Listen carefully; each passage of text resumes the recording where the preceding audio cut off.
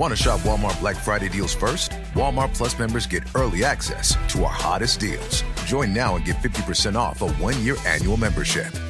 Shop Black Friday deals first with Walmart Plus. See terms at walmartplus.com. When you share your food, you share your heart. So what's on your table this holiday season? Save on your festive feast at Kroger with delicious deals on all the holiday classics. Or wow the crowd with something new, like a quinoa stuffed butternut squash. It's sure to add a pop of color to your spread. How about a sweet potato casserole with a crunchy oat streusel topping? Made with care for the sweet tooth and the savory tooth. With Kroger, fill your table with love and watch as your guests' hearts get as full as their bellies.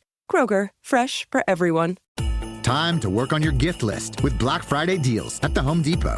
Right now, get a select tool from top brands like Ryobi and Milwaukee for free when you buy a select battery kit. Choose from reciprocating saws, multi-tools, sanders, and more. Whether you're stocking up on power for your personal workshop or grabbing the perfect gift for someone else's. Get Black Friday tool deals delivered from the Home Depot. Limit 1 per transaction. Exclusions apply. Full eligible tool list in-store and online. Thanks for choosing this free Anfield Index podcast. If you'd prefer to listen to this or any of our other shows without adverts, then now's the time to check out Anfield Index Pro. With AI Pro, you can supercharge your entire listening experience. You'll not only get all of our podcasts without the ads, but you'll have them far faster with our Quick Publish feature available exclusively for subscribers. AI Pro also puts you in the heart of our sound studio, with an option to listen to many of our shows live and interact with the podcasters in real time as the shows are recording. Upgrading couldn't be easier. AI Pro is available on all popular podcast platforms. Just head on over to AnfieldIndexPro.com and get started today. Hello and welcome to the Daily Red, your lunchtime catch-up on all things Liverpool FC and your daily reminder that the Reds remain top of the league, top of everything, and top of the good graces of managers right now, it would seem, because we have news today that Ronald Koeman has released Virgil van Dijk from Netherlands duty.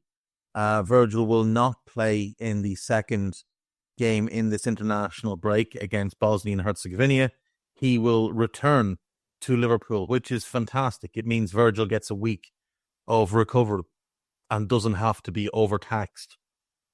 This is really, really good. And obviously we saw Mo Salah not have to go on international duty in this window, which is also hugely beneficial, where our two most vital players are finally getting treated the right way by their international managers, not being overtaxed, not being forced to play every single minute of every single game. Now, it would have been nice if Ron the Red would also have said to Ryan Gravenberch, why don't you take yourself on back as well? Because you've played a lot of football already this year. But unfortunately, the invitation was not extended to either he nor Cody Gakpo, which, you know, look, they're younger than Virgil, and maybe the feeling is they can handle the bigger minute load. But for Gravenberch, he's never played this many games in such a short period of time at such a level of intensity. So the worry there is that he gets overplayed and potentially breaks down. But getting Virgil back is absolutely massive. He has been, I think, the best player in the Premier League this season. I actually don't know that there's much of an argument for anybody else, unless you want to go with Mo, who's obviously putting forward historic numbers, as Mo is wont to do. This is Anfield have a piece entitled Liverpool's 10 Premier League players of 24-25 so far. According to the stats, now, it's not really according to the stats. It's according to the algorithm of FootMob. And if you've ever looked at FootMob player ratings, they're pretty garbage. So this doesn't tell us much of anything. I think Virgil's been our best player, and I think our top three would be made up of Ibu and Mo. I think those are the top three, and I don't think anyone else has really come quite close to them. Obviously, there's others playing very, very well. You know, Gravenberch is playing well. Curtis Jones is playing well. Luis Diaz is playing well. Cody Gakpo's playing well. Trent is playing well. Ali was playing well, and now Queeving is playing well. The left backs have been pretty average, sometimes below average, sometimes a little bit above. That's the only position really where we haven't, through the season, gotten a good level of performance. You can argue that right now we're not getting a great level of performance from our number 9, but I think we were getting a pretty good level from Diogo Jota earlier in the season. Hopefully he'll be back soon. Szoboszlai's had spells where he's been very good, and obviously then he did have a spell of games where he was quite poor. Alexis had a spell where he was outstanding up until he got injured, and then he played through the injury, and then he went off with Argentina, and they played him again and again and again. And the issue for Alexis is that he hasn't been able to have any kind of break to let this injury heal itself. And he's clearly playing compromised. Like, there's no way anybody would look at the Alexis McAllister we've seen over the last handful of games and suggest that that's who Alexis is. It's not like he's been dreadful, but he's certainly not having the impact that we know he can have and that we saw him have at the start of the season, where he was undeniably our best midfielder through the first 7 or 8 games across the competitions. Everybody, bar the left backs really, and Darwin, who's been inconsistent, is playing well. And that's massive for us. Absolutely massive for us. Everybody's had spells, at least, of good form, bar, again, those left backs. How Dominic Szoboszlai's shooting has changed and why it suits Liverpool. That's a piece written there by Harry McMullen, if you want to dig into that. On the topic of Hungarians, a lot of talk over the weekend that Liverpool have begun talks with Bournemouth over Milos Kerkez, the left back. I think we'd all agree that he's a very, very talented player. 21 years of age, just turned 21. A weekend 4 days ago, he turned 21. Like, he's a kid. And yet, last season, he showed flashes of excellent form. He's been really good to begin this season.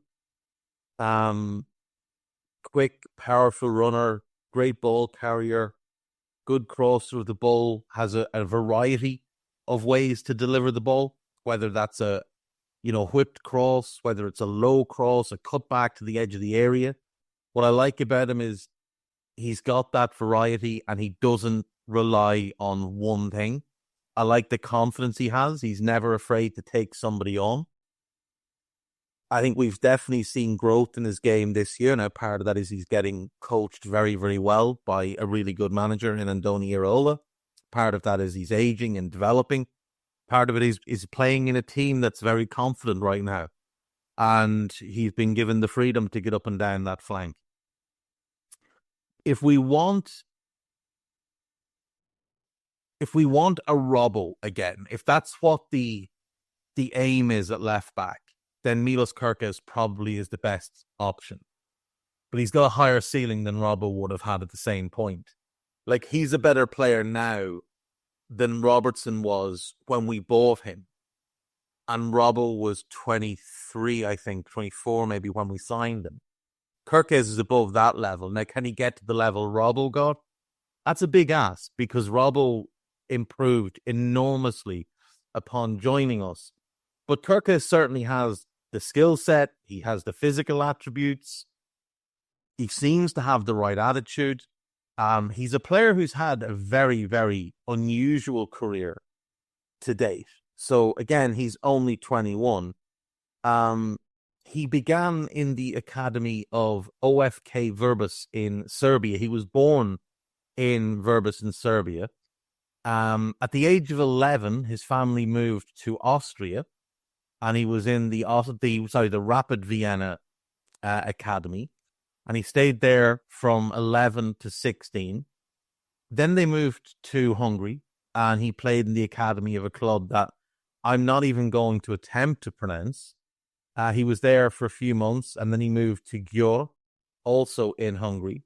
He stayed there until he was 17, and then he was signed by AC Milan at 18. And the person responsible for signing him, the person that saw him, decided this is definitely a really good left back, was Paolo Maldini, who's the greatest left back to ever play the game. I believe the best defender to ever play the game. He looked at this kid at 18 and thought, yeah, absolutely. Absolutely. Now, he didn't settle in Milan. He only stayed a year, didn't settle, couldn't adapt for whatever reason, and he got sold. And he got sold to AZ Alkmaar, and he had 18 months there. Didn't play a whole lot in the first 6 months. Then in his first full season playing at a senior level, because he played 18 games in a season for Győr, he played, after joining Alkmaar, he played 5 first-team games and 9 games for their under-21s. But in his first real senior season at a good level, he played 52 games, including 17 in a good European run for Alkmaar, scored 5 goals, and really announced himself. Then he gets his move to Bournemouth after just the one season, plays 33 games last year, and thus far, I think he's been pretty much ever present this year, so 11 or 12 appearances. This season is the first season he's starting with a club where he spent the entirety of the previous season in 5 years. In 5 years. And this is his 7th club. Now, that includes, obviously, those academy clubs, but he's been at 7 clubs at 21, which is unusual. This is his 4th senior club. Győr, Milan, now, again, didn't play for them, but he was there. AZ and Bournemouth. He didn't make his professional debut until the 2020-2021 season. So he's moved a lot. He hasn't had real consistency in his career in terms of stability, cohesion, familiarity. Everything's been do really well, move on. Do really well, move on. That's not unusual for a player from Eastern Europe. That does tend to happen, that they get agents that want to move them to bigger leagues quickly, get them to top clubs quickly. So it's understandable that he has moved that much. It may also be understandable that the sources behind our interests right now, all of the sourcing, all of the reporting is coming out of Hungary. Not from the English side, not from our side, not from Bournemouth. It's all coming from the Hungarian side. That would suggest that that's the agent. That the agent is the one sort of driving the bus on this one. Now, we know he's been linked to United. Unsurprisingly, he'd be a really good fit as a wing-back in a Ruben Amorim system. He's probably a better fit for them in that than he is for us. But a lot of what we will do will depend on what Trent does. Because if Trent decides he's going to move on, then maybe we go defensive right back, attack-minded left back. Through his career, our manager has always preferred to have one more defensive-minded fullback and one more attack-minded fullback. That's why we've seen this season Andy Robertson playing a lot more reserved. Kostas Tsimikas playing a lot more reserved. The runs they make now are different to the runs they would have made under Jurgen. Even Trent is playing a more reserved role. And Arne appears to be trying to strike a balance between the two of them. Whereas I think if he had, let's just say, a Hincapié, I think we'd see Trent given a bit more freedom to go. But Kerkez, I mean, you wouldn't argue with the signing of Kerkez. You wouldn't complain about it.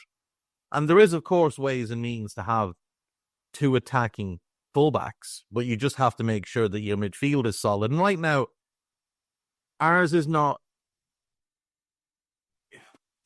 Ours are patching through things.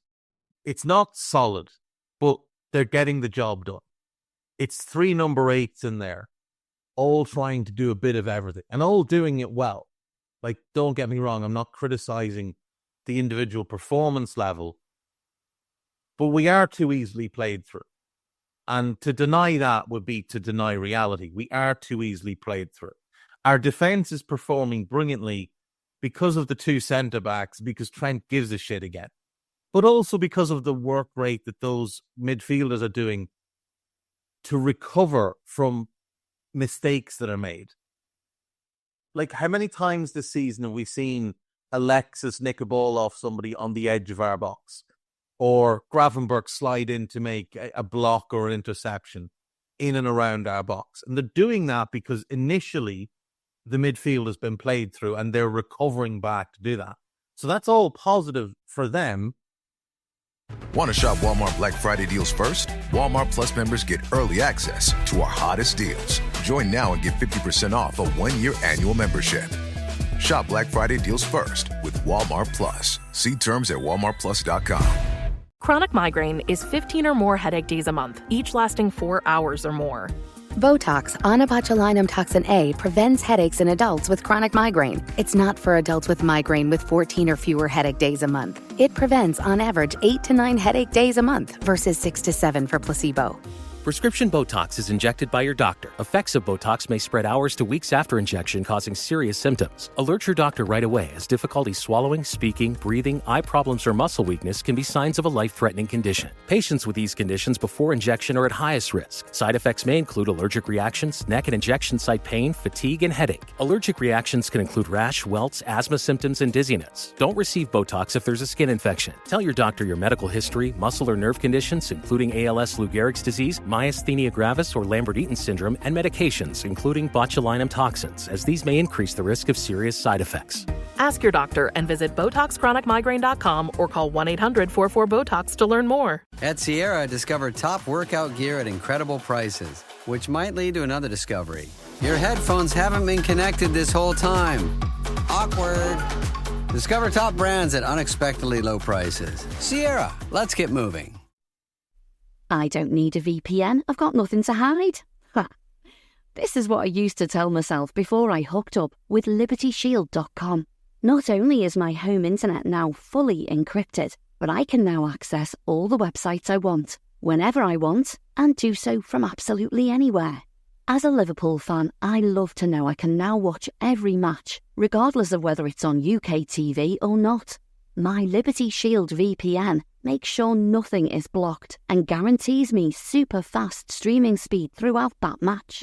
You can get connected right now with their software package, which includes a 48-hour no-obligation free trial and instant access to their apps for Apple, Android, Fire TV, PC, Mac, and Android TV. Or go a step further like I have and get one of their pre-configured VPN routers. These small but powerful devices allow you to easily connect every device in your home to VPN, making it the perfect solution for smart TVs, Mac boxes, and games consoles. Visit LibertyShield.com today and use coupon code AIVPN25 to get 25% off at checkout. But again, that's patching things over. That's not having it solid to begin with. So if we had a more solid base in midfield, potentially someone like Aureli and Tchouameni, it would make things easier to play with with Trent and a Kerkez type, or Trent and a Rene Nouri type. But we'll have to wait and see. I mean, no one knows what the club are going to do in January. We had James Jimbo Pierce in The Athletic last week doing one of those mailbag things and giving answers that everybody already knew and then some speculative opinion. some of which was very reminiscent of his no glaring gaps, bang in the mix for the major honours gibberish that we saw in the summer of 2022 that we all knew was nonsense. The same thing that and then obviously that was before the hard pivot to, this is a season of transition, which it wasn't, because there was no point to the season. That transition is part of a plan. We didn't plan to be crap that season. We didn't plan to change things as drastically as needed to be done. We just got really arrogant when Tchouaméni, we didn't, certain people did, when Tchouaméni said no, rolled out the same midfield that had failed us the year before and cost us a title and a Champions League, and decided that, maybe the injuries all clear up. Maybe they do. Maybe all these injury-prone players won't get injured this year, and of course then they did.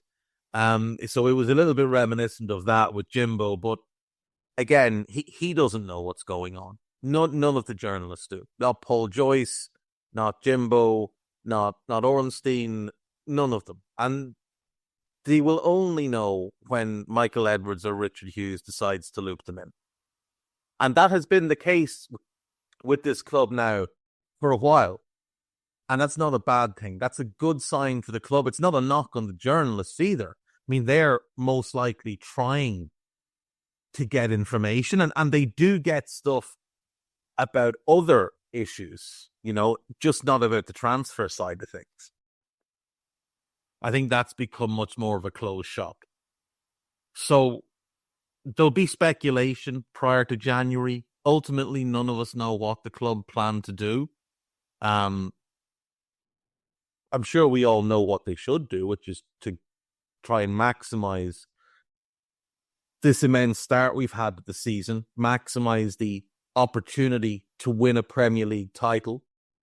If we were to win a Premier League title or a European Cup this year, it really would just shut down any of the idea that, Liverpool were finished, that it was all a mirage because of Klopp's brilliance, and that, having the world-class players that we've had over the last few years wasn't the primary reason that we were so good.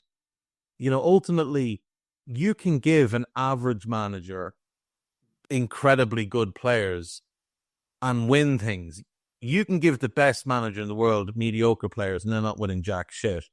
Players are the primary reason you win. They're also the primary reason you lose. Managers get too much praise and then too much criticism.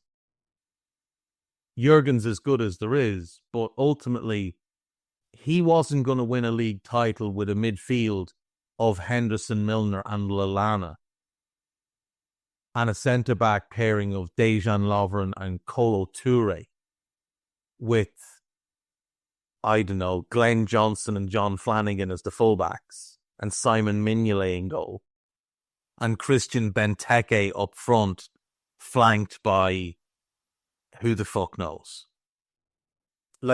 As great as Jurgen is, he's not winning with that team. But if you took who's a sort of a slightly above average manager, would Moyes be fair to say? If you gave Moyes Alisson, Trent, Matip or Gomez, or Matip and Gomez, but Virgil, Robbo, Fabinho, Gini, the front three, the other midfield options there, Henderson, Thiago, Naby, Ox, etc., etc. Chances are he might not win both League and Champions League. Chances are he might win one of them. He'd certainly have a much better chance than Jurgen would have with that other team. Jurgen might be able to beat him in a one-off match, but over the course of the season, it's the talent of the players that is the reason you win or lose. It's why clubs spend 100 million on a player, but the most anyone's ever spent on a manager is like 19 million. And the club that did that would agree that was a mistake. And the previous record to that, I think, was 14 million And the club that did that would agree it was a mistake. So, winning the league this year, or the Champions League, but preferably the league, I think would absolutely just shut down a lot of talk from very silly people like Gary Neville, that it was all about Jurgen, and ignoring the genius of Mo Salah, the greatness of Virgil, the once-in-a-generation talent that is Trent, and the best goalkeeper in the world in Alisson Becker. Like, ultimately, if you've got 4 guys who are unquestionably the best in the world in their positions, and those 4 are unquestionably the best in the world in their positions, and I would now throw Ibu into that as the best right-side centre-back in the world, I would say we have 5 guys that go into a World 11. We should be winning titles. We should be. We should have won more than one title. And we can, it's very easy to say, oh, well, City this, City that, City the other thing. Squad for squad, they might have had a bit of an advantage, but team for team, we had a better team than them most years. Most years we had a better team than them. What let us down was obviously injuries and poor squad management at times.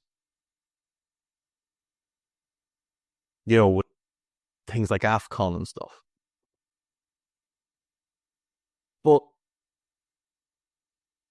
this notion that we were finished when Jurgen walked out the door was always foolish. Now, again, Arne's a really good manager. So when you've got great players and you put a good manager with it, that does give you a better chance of winning. As I said, you give Moyes Jurgen's team, there's a good chance he wins trophies. Whether he can win all that Jurgen won, I don't know. But there's a good chance he wins trophies. What separates Jurgen from Moyes is that ability to win more. But likewise, if you gave Jurgen, it's just some of Moyes' teams, he's not winning jack shit. If you gave Jurgen the West Ham team that Moyes had, he probably wins the Conference League. He probably would have won a UEFA Cup with them as well when they got to the semi-finals. Or he might have won a League Cup with them. Like, Jurgen would win more than Moyes if you gave them the same players. But also, Jurgen's not elevating utter dross to championship level, because there's no manager that can do that.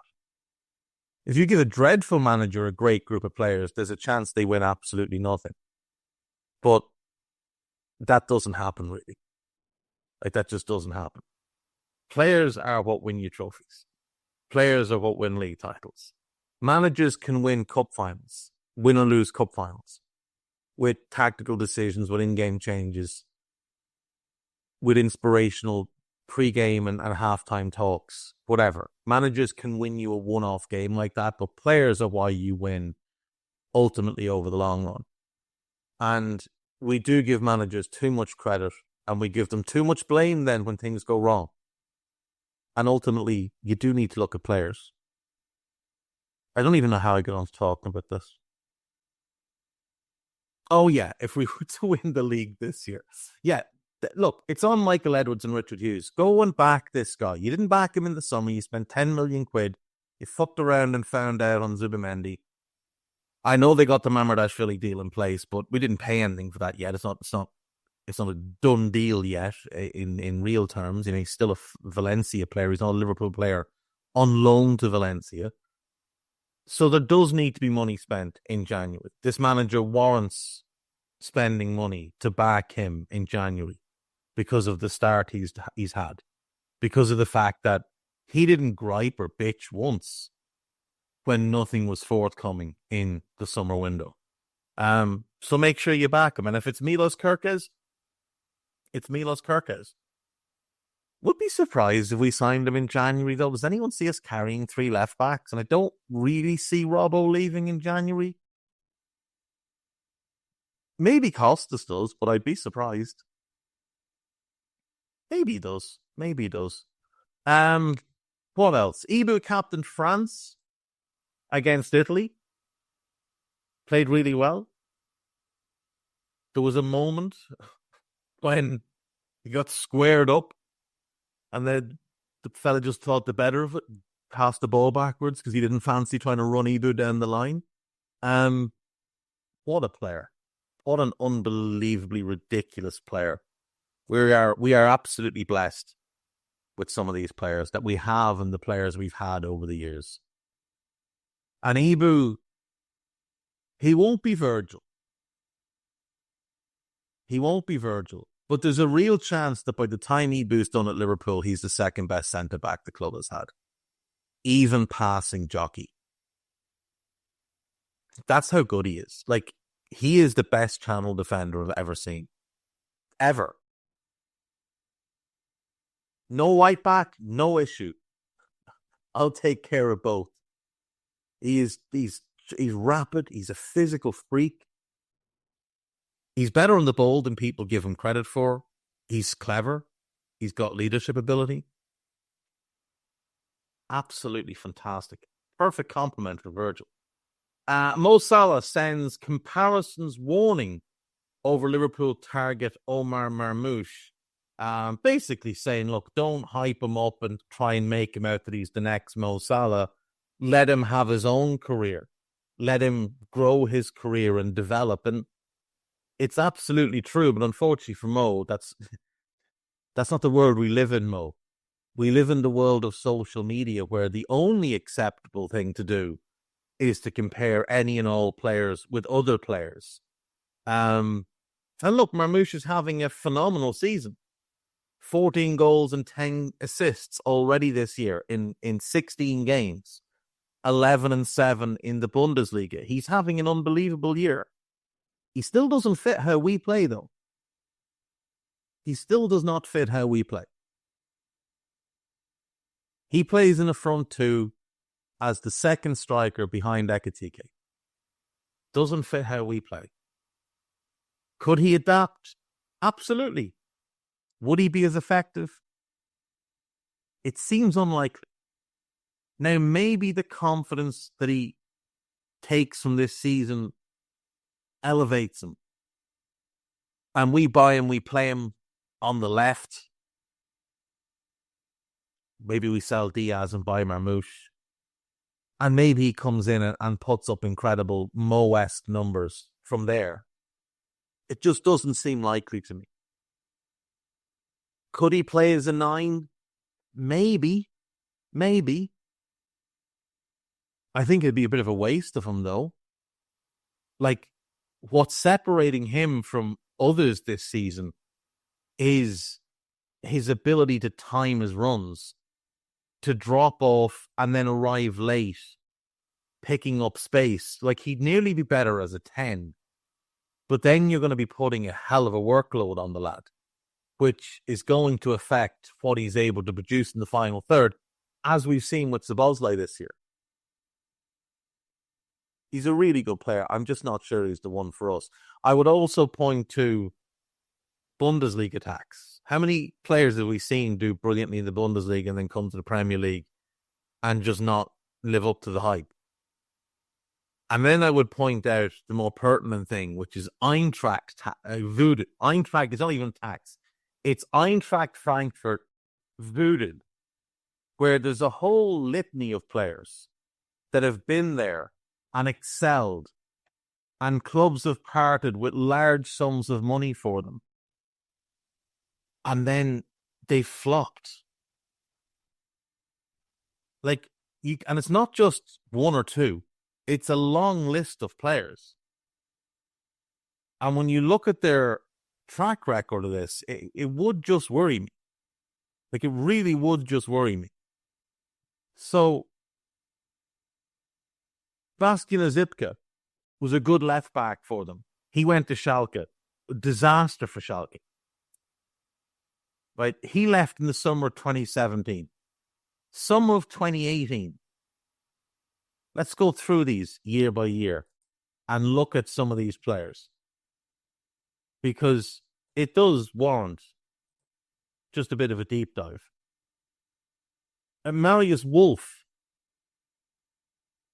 went from them to Borussia Dortmund, flop. Omar Mascarell went to Schalke, flop. Carlos Salcedo, flop. All these players had done well with Eintracht. That was the summer of 2018 and the January of 2019. We look on then to the 1920 season. Ante Rebic went to Milan, flop. Luka Jovic went to Real Madrid, flop. Sebastian Haller went to West Ham, flop. Jethro Williams to Newcastle, flop. Sebastian Rode went back to Dortmund after a great year with them, flop. Kevin Trapp, flop. Like, on and on and on. 2020, who have we got here? Ante Rebic went on loan and then came back and then went again. Flop, either way.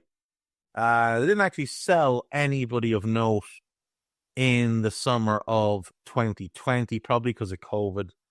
Summer of 2021, Andre Silva, Red Bull Salzburg, flop. That was the only notable sale that summer. Summer of 2022.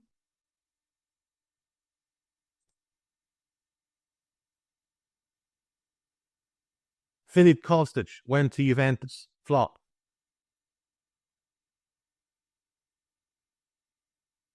Summer 2023, I think Jibril Sow and Ronald Colomouani. Jibril Sow went to Sevilla, flop. Jesper Lindstrom, Napoli, flop. Colomouani, flop at PSG. And then this past summer, they sell.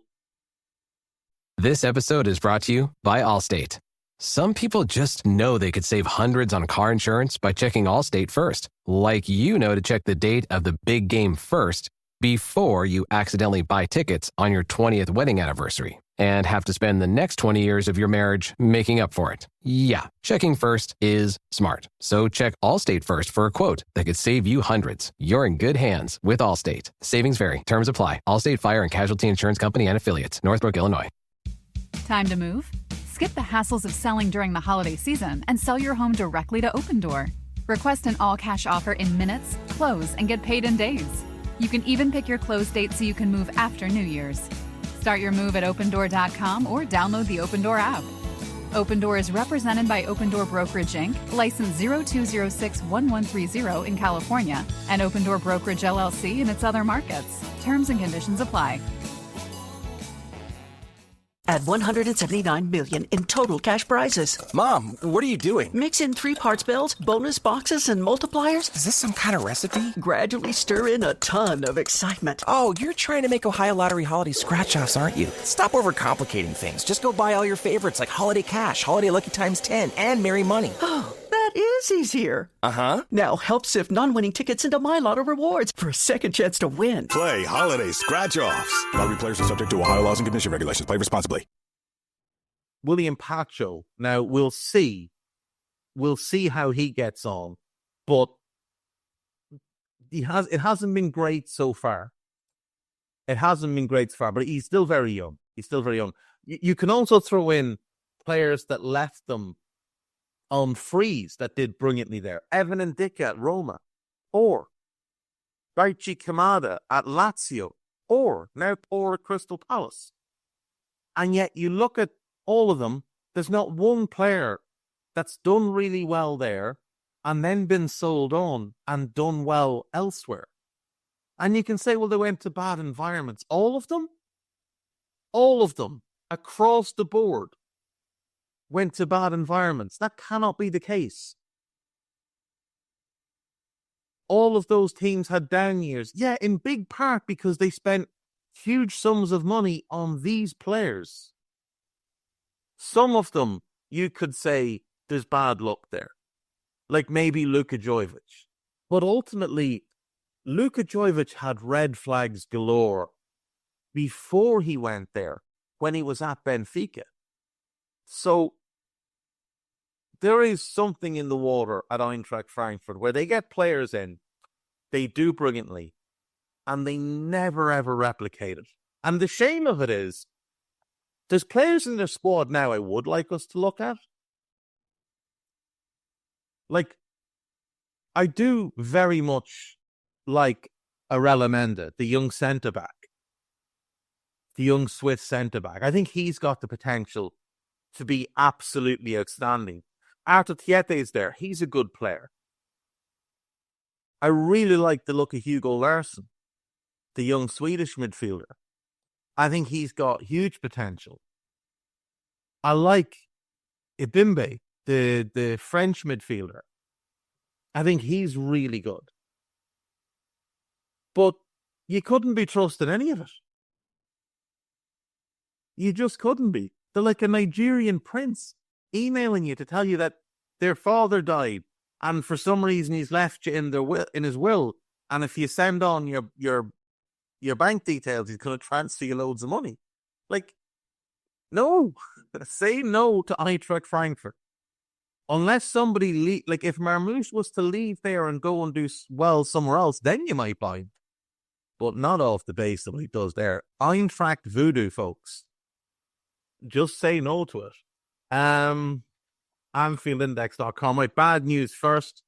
We are not able to record the Transfer Committee podcast this week. There's been scheduling conflicts, unfortunately. And we're going to have to reschedule it to some point in December. But we will get that done. On AnfieldIndex.com, there's a piece about Anthony Robinson. Hard pass on Anthony Robinson. There's a piece about Matt Beard and the decisions that were made in the Liverpool women's game. There's a piece about Kerkez. There is an injury update. And there is a piece about Trent and whether Xabi Alonso can halt the Madrid pursuit of Trent. I notice my name is mentioned here. Oh, Stephen Smith wrote this. Okay.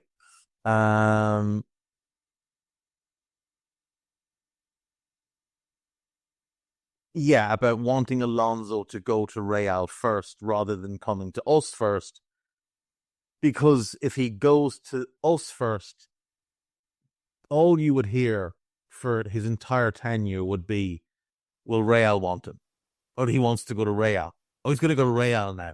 The end of this season he's going to... It'd be non-stop, be a fucking zoo. So, yeah. I mean, if he goes to Real, is Trent the player he's going to want? Maybe not. Look at how he uses his wing backs. Trent could play that role. It'd be a waste of him, though. And I think Alonso's got a pretty set way of playing. I think he's going to want to play a similar brand of football no matter where he goes. And for people that say Real would never play a back three, Real won multiple Champions Leagues playing a back three. So just educate yourself a little bit on the history of it. Go back and look at some of those late 90s, early 2000s Real teams playing back threes. Podcast-wise, there is a new transfer market metrics with Dave Davis and Phil Barter. There is a new Scouted, which is basically my transfer committee prep work. Myself and Carl went through lists of players for 6 different positions, 3 that we need and 3 that are contingencies that we might need based on contracts. So do go and listen to those. Obviously, Dave Davis covered the Daily Red over the weekend, as he is wont to do, so check those out. I believe he's got a plethora of stuff coming today. Do, of course, check out Anfield Index's new, well, it's not new, but the YouTube channel, which is now getting a lot more exercise, let's say. and they're doing live shows. Dave Davis was doing, I think, 2 live shows there today. So do make sure to check those out if YouTube is your bag. I know there's plans. I'm not going to share those plans because I don't know the details of the plans. But what I do know is that there's 2 men up in Scotland and a man in Wolverhampton who are scheming. They are scheming, folks, to come up with content that you want, I think is the best way to put it.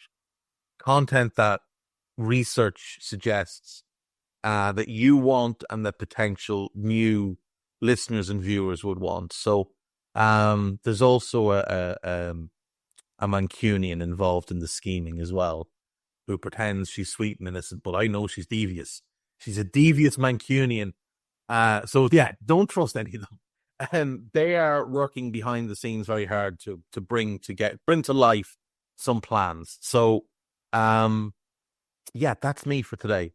I'm going to go back to being in a bad mood as I've been since Saturday. So enjoy the rest of your day. I'm going to go and, I don't know, scream at a cow or something. Good luck and mind yourselves. I'll see you tomorrow. We hope you enjoyed listening to this Anfield Index show. Please be sure to subscribe to our channel so future podcasts find their way to your device automatically. There's nothing quite like fan engagement, and we'd love to know what you think of anything discussed on this show.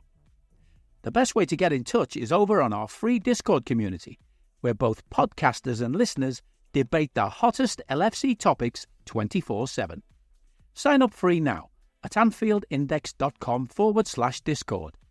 You won't regret it. You can also follow us on Twitter at Anfield Index and find us on Facebook by searching for Anfield Index. Oh, and before you go, we'd love it if you could leave us a 5-star review on your favourite podcast app. It only takes a couple of seconds, and it means the world to the people who create these free shows. This